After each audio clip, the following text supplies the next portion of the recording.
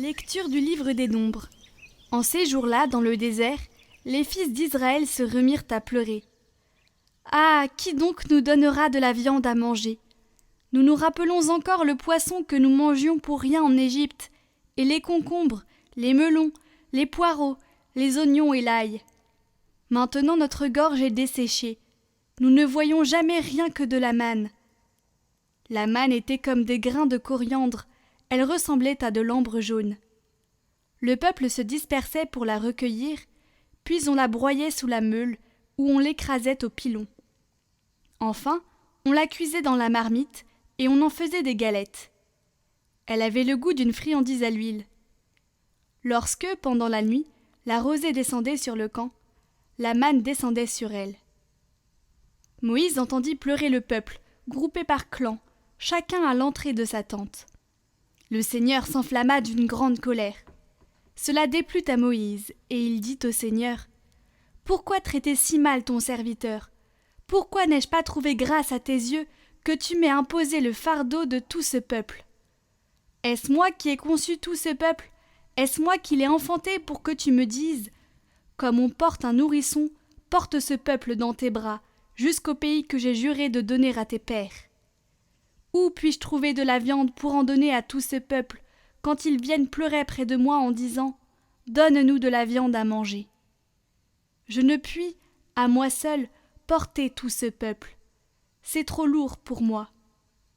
Si c'est ainsi que tu me traites, tue-moi donc. Oui, tue-moi, si j'ai trouvé grâce à tes yeux. Que je ne vois pas mon malheur.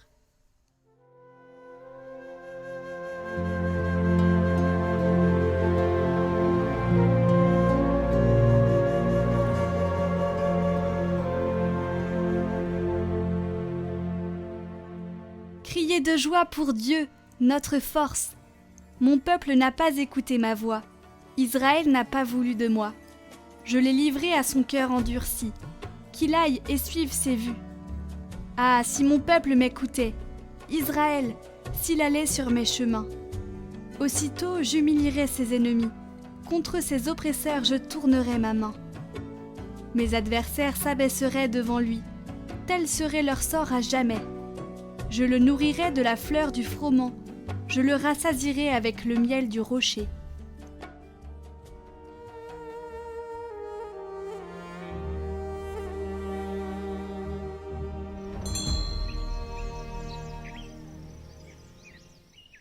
Évangile de Jésus-Christ selon saint Matthieu. En ce temps-là, quand Jésus apprit la mort de Jean le Baptiste, il se retira et partit en barque pour un endroit désert à l'écart. Les foules l'apprirent, et quittant leur ville, elles suivirent à pied. En débarquant, il vit une grande foule de gens. Il fut saisi de compassion envers eux et guérit leurs malades. Le soir venu, les disciples s'approchèrent et lui dirent : « L'endroit est désert et l'heure est déjà avancée. Renvoie donc la foule qu'ils aillent dans les villages s'acheter de la nourriture. » Mais Jésus leur dit : « Ils n'ont pas besoin de s'en aller. Donnez-leur vous-même à manger. » Alors ils lui disent : « Nous n'avons là que 5 pains et 2 poissons. » Jésus dit : « Apportez-les-moi. » Puis, ordonnant à la foule de s'asseoir sur l'herbe, il prit les 5 pains et les 2 poissons, et levant les yeux au ciel, il prononça la bénédiction. Il rompit les pains, et les donna aux disciples, et les disciples les donnèrent à la foule. Ils mangèrent tous, et ils furent rassasiés. On ramassa les morceaux qui restaient. Cela faisait 12 paniers pleins.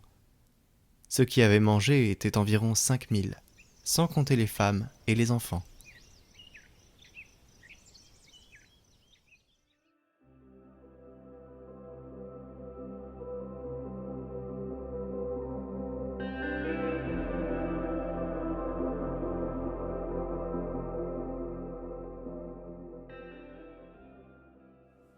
Chapitre 1. De l'intercession compatissante des anges pour nous. Comme pendant un très long espace de temps, 5000 années et plus, le genre humain avait été plongé dans la misère.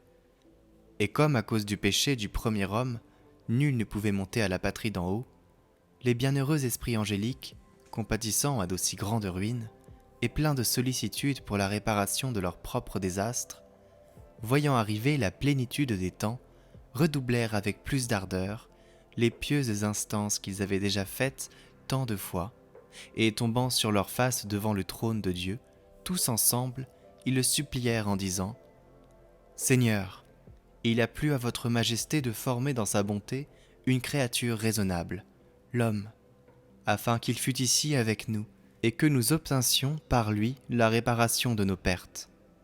Mais voici que tous périssent, et personne n'est sauvé.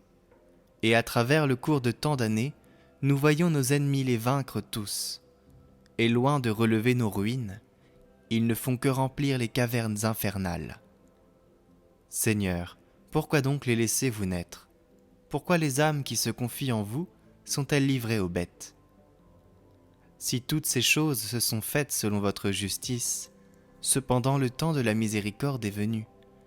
Et si les premiers ancêtres du genre humain ont imprudemment transgressé vos lois, que votre miséricorde y subvienne.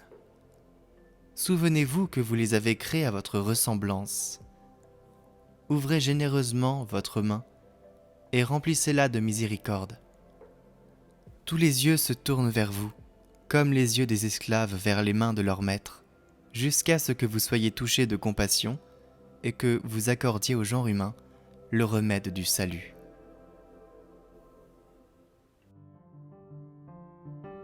Les œuvres visuelles que vous voyez dans ces vidéos sont toutes réalisées pour Catoglade, spécialement pour l'occasion de ce parcours des méditations de la vie du Christ. Une œuvre par chapitre représentant une scène qui sera en vente en édition limitée de 5 à 10 exemplaires numérotés. Vous pouvez les commander sur notre site internet en lien en description. Soutenez la mission Catoglade.